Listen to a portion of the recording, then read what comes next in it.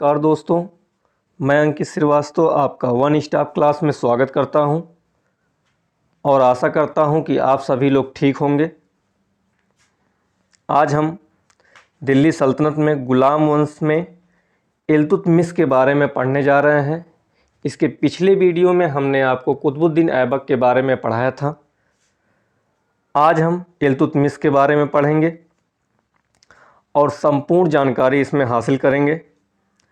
इसके बाहर कोई भी प्रश्न आपका नहीं आएगा, क्योंकि ये 30 वर्षों के प्रैक्टिस सेट आज तक जितने भी क्वेश्चन इल्तुतमिश से संबंधित बने हैं, चाहे वो RO हो, यूपी PCS हो, यूपी पुलिस, रेलवे, SSC, जितने भी क्वेश्चन इल्तुतमिश पे बने हुए हैं उस सब का निचोड़ इस वीडियो में आपको मिलेगा।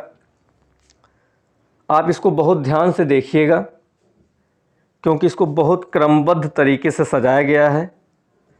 जो घटना जिस समय हुई है उसको उसी क्रम में रखा गया है, ताकि आपको एक स्टेप बाय स्टेप इल्तुतमिश से संबंधित सभी चीज़ें आपको मिल सकें और आपको कन्फ्यूज़न ना हो। तो चलिए शुरू करते हैं। इल्तुतमिश इलबरी तुर्क से संबंधित था। 1211 से 1236 तक इसका शासनकाल रहता है। अब हम इल्तुतमिश के बारे में ये समझते हैं कि कैसे एक गुलाम, एक साधारण गुलाम, आप कह सकते हैं कि एक साधारण गुलाम से सुल्तान तक बनने का सफ़र इसने कैसे तय किया, इसके बारे में हम समझेंगे। आप लाइन टू लाइन इसको देखते चलिएगा, हम आपको बताते चल रहे हैं, बस आप इसको लाइन टू लाइन देखते चलिएगा। इल्तुतमिश इतना गोरा चिट्टा, बहुत ही देखने में सुंदर लगता था और उस समय गुलामों का बाज़ार लगा करता था, जिसमें इसके भाइयों ने बुखारा बाज़ार में इसको बेच दिया और बुखारा बाज़ार से इसको चुस्तक खान ने ख़रीद लिया। और जब चुस्तक खान इसको ख़रीद लेता है तो इससे चुस्तक खान से मोहम्मद गौरी भी इल्तुतमिश को ख़रीदना चाहता है, लेकिन चुस्तक खान मोहम्मद गौरी को बेचने से इनकार कर देता है। कहता है भैया मैं इल्तुतमिश को नहीं बेचूंगा और ऊंची दाम चाहिए। उस समय बहुत डिमांड था इल्तुतमिश का। मोहम्मद गौरी को इस बात से बड़ा क्रोध आता है, लेकिन उस समय व्यापार पे कोई प्रतिबंध नहीं लगा सकता था, कोई ज़ोर ज़बरदस्ती नहीं कर सकता था। तो मोहम्मद गौरी ने ये ऐलान करा दिया कि बुखारा बाज़ार में अब इल्तुतमिश को कोई भी नहीं खरीदेगा। उसके बाद कुतुबुद्दीन ऐबक ने इल्तुतमिश को दिल्ली बाज़ार से, बुखारा बाज़ार से नहीं, दिल्ली बाज़ार से इल्तुतमिश को 1 लाख जीतल में ख़रीदा और अपना गुलाम बनाया। गुलाम बनाने के बाद ये उसका दामाद भी बनता है। इल्तुतमिश को गुलामों का गुलाम कहा जाता है। ये क्वेश्चन आया हुआ है कि गुलामों का गुलाम किसे कहा जाता है? इल्तुतमिश को, क्योंकि मोहम्मद गौरी का गुलाम कुतुबुद्दीन ऐबक, कुतुबुद्दीन ऐबक का गुलाम इल्तुतमिश, इसीलिए इसे गुलामों का गुलाम कहा जाता है। सुल्तान बनने से पूर्व इल्तुतमिश बदायूं का सूबेदार था। जिस समय कुतुबुद्दीन ऐबक, आराम शाह का शासनकाल था, उस समय ये बदायूं का सूबेदार था। होता यूँ है कि जब कुतुबुद्दीन ऐबक की मृत्यु होती है तो आराम शाह गद्दी पर बैठता है, लेकिन जैसा नाम वैसा काम था। आराम नाम में भी है और काम में भी आराम था।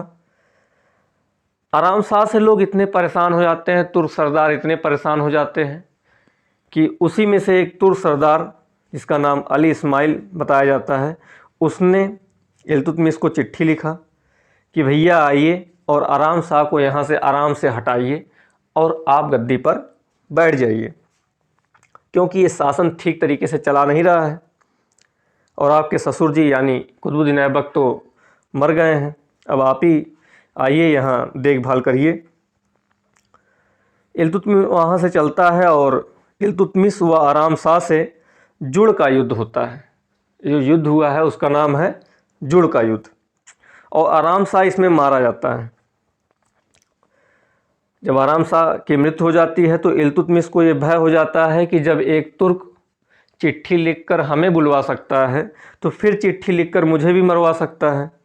तो इसने 40 गुलाम तुर्क सरदारों को, विश्वसनीय सरदारों को एक दल बनाता है जिसका नाम रखा जाता है तुर्कान चहलगानी।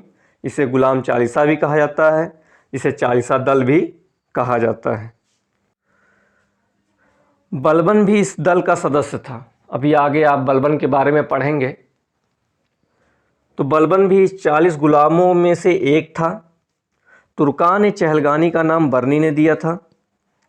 अब इसके बाद हम देखेंगे कि तराइन का तृतीय युद्ध कैसे होता है, क्योंकि इल्तुतमिश के दो दुश्मन और थे, एक यालदोज और एक कुबाचा, जो कि मोहम्मद गौरी के गुलाम थे। तराइन का तृतीय युद्ध होता है 1215 ईस्वी में इल्तुतमिश व यालदोज के बीच में, जिसमें इल्तुतमिश का साथ दिया था ख्वारिज़्म शाह ने और यालदोज इसमें हार जाता है। यालदोज जो कि गजनी का सूबेदार था, और जब यालदोज हार जाता है तो इल्तुतमिश ख्वारिज़्म शाह को गजनी का सूबेदार बना देता है। अभी तक अगर आपने सब्सक्राइब नहीं किया है तो प्लीज़ इसको सब्सक्राइब करिए, जिससे आने वाली वीडियो आपको मिल सके। चलिए आगे चलते हैं। अब दूसरा दुश्मन, एक तो मारा गया, अब दूसरा है नासरुद्दीन कुबाचा। इससे भी युद्ध होता है 1217 ईस्वी में। देखिए आप एकदम क्रम से पढ़ रहे हैं, 1215 अब 1217। इसमें कुबाचा पराजित होता है और सिंधु नदी में कूद के जान दे देता है। ऐसे ही लड़के मर गया होता, क्या कूद के मरने की क्या ज़रूरत थी। उसके बाद 1221 का समय आता है। बहुत ठीक तरीके से शासन प्रशासन चल रहा होता है, लेकिन आप देखें कि पीछे जो एक तराइन का तृतीय युद्ध हुआ, इसमें ख्वारिज़्म शाह ने इल्तुतमिश की सहायता की थी। तो ख्वारिज़्म शाह का ही एक पुत्र था जलालुद्दीन मंगबरनी। अब जलालुद्दीन मंगबरनी भाई क्या करते हैं कि जो मंगोल का आक्रांता था चंगेज़ खां, बहुत ही खतरनाक आदमी, उसी की बेटी से प्यार कर लेते हैं। अब बताइए, चंगेज़ खां की पुत्री से प्यार कर लिए, वो भी चंगेज़ खां, जहाँ से निकलता था वहाँ तबाही आ जाती थी। बाद में पता चला होगा तो समझ में आया होगा कि अरे यार चंगेज़ खां की लड़की है, बहुत मारेगा पकड़ने के बाद। अब चंगेज़ खां मंगबरनी का पीछा करता है। मंगबरनी को याद आता है कि एक बार मेरे पिता ने इल्तुतमिश की सहायता की थी, चलते हैं इल्तुतमिश के शरण में, हो सके वो बचा लें। भाग के आते हैं इल्तुतमिश के पास शरण मांगने, और जो चंगेज़ खां है उसने पहले ही संदेशा भिजवा दिया था कि अगर तुम मंगबरनी की सहायता करोगे तो तुम्हारे ऊपर भी आक्रमण हो जाएगा। इल्तुतमिश अभी नया नया शासक बना था, सबसे युद्ध जीतने के बाद वो चंगेज़ खां से कैसे लड़ता। उसने मंगबरनी को शरण देने से मना कर दिया, और जिसके वजह से चंगेज़ खां का आक्रमण भारत पर नहीं होता। सिंधु नदी तक ही मंगबरनी का पीछा करते हुए वो वापस लौट जाता है, और यहीं अपने सूझबूझ से इल्तुतमिश ने अपने शासन को बचाया। उसके बाद 1226 ईस्वी का समय आता है, जिस समय रणथंभौर का किला इसने जीता था। ये क्वेश्चन पूछा गया है कि रणथंभौर का किला कब जीता गया, क्रम से लगाने को आता है 1226 ईस्वी में। उसके बाद जब अब कई युद्ध इसने जीत लिया, अब इसे एक ऐसी उपाधि से नवाजा जाएगा जो कि बहुत बड़े व्यक्ति द्वारा इसे दिया जाएगा। 1229 का समय है। बगदाद का खलीफा, जिसका नाम था बिल्ला मंसूर, उससे इसने खिलहत का प्रमाण पत्र प्राप्त किया और इसकी एक उपाधि प्राप्त की, सुल्तान आज़म की उपाधि प्राप्त की। मतलब खलीफा से ये प्रमाण पत्र पा जाता है कि अब मैं सुल्तान का पद धारण कर सकता हूँ। इल्तुतमिश को दिल्ली सल्तनत का प्रथम संपूर्ण संप्रभुत्व संपन्न शासक कहा जा सकता है, क्योंकि इसने खलीफा से वैधानिक मान्यता प्राप्त की थी सुल्तान बनने की, इसके पहले किसी ने नहीं की थी। इसे दिल्ली को अपनी राजधानी बनाया इसने, क्योंकि कुतुबुद्दीन ऐबक ने लाहौर को बनाया था और इल्तुतमिश ने लाहौर से हटाकर दिल्ली को राजधानी बनाया।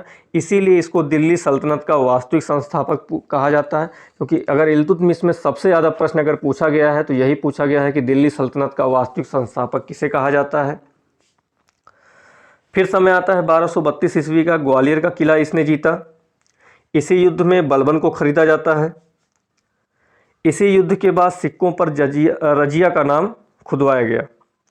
इससे साफ जाहिर होता है कि इल्तुतमिश अगला जो शासक देखना चाहता था या अगला उत्तराधिकारी जो देखना चाहता था वो रजिया को देखना चाहता था, क्योंकि उसके कोई भी योग्य पुत्र अब बचे नहीं थे। एक उसका योग्य पुत्र था जो मर चुका था, अभी हम आगे पढ़ेंगे। और रुकनुद्दीन रहता है तो रुकनुद्दीन भी लफंगा ही रहता है। इल्तुतमिश जानता है कि यही बेटा बनेंगे तो फिर जितना युद्ध लड़के जीते हैं सब खा जाएंगे। इसके बाद हम देख ले रहे हैं कि इल्तुतमिश ने इक्ता प्रणाली चलाई। इक्ता प्रणाली क्या है? जैसे सैनिक या अधिकारी जो भी उस समय रहते थे, उन्हें वेतन के बदले एक ज़मीन का टुकड़ा या जागीर दे दिया जाता था कि भैया इसी से आप अपना जीवन यापन करिए, इसी में अनाज उगाइए, इसी में चाहे जो करिए। इक्ता मतलब वेतन के बदले ज़मीन का टुकड़ा देना, इक्ता कहलाता था। जो ज़मीन का टुकड़ा होता था उसको इक्ता कहते थे। और जो ज़मीन का टुकड़ा जिसके पास रहता था, जिस व्यक्ति के पास रहता था, उसे इक्तेदार कहते थे। इसे ध्यान से देखिएगा। इल्तुतमिश प्रथम शासक था जिसने शुद्ध अरबी के सिक्के चलवाए।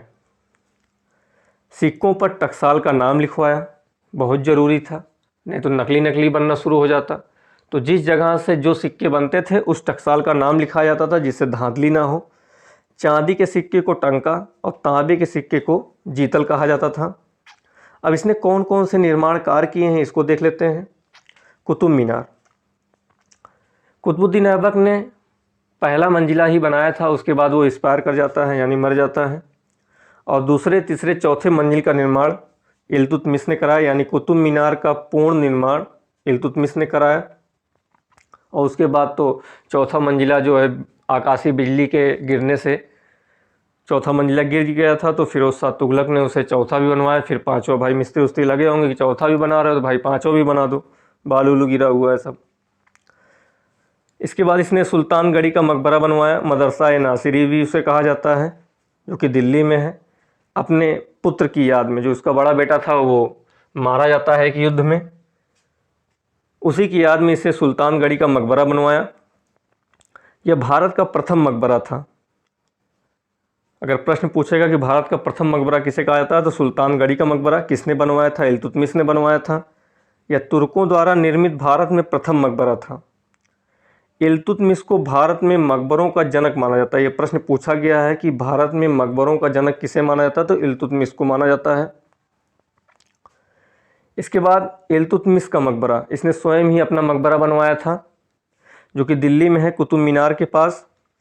स्क्रीज शैली में बना हुआ है, जिसमें इंडो और ईरानी दोनों का मिश्रण दिखाई देता है। यह प्रथम मकबरा है जिसमें इंडो और ईरानी दोनों शैली का मिश्रण दिखाई देता है।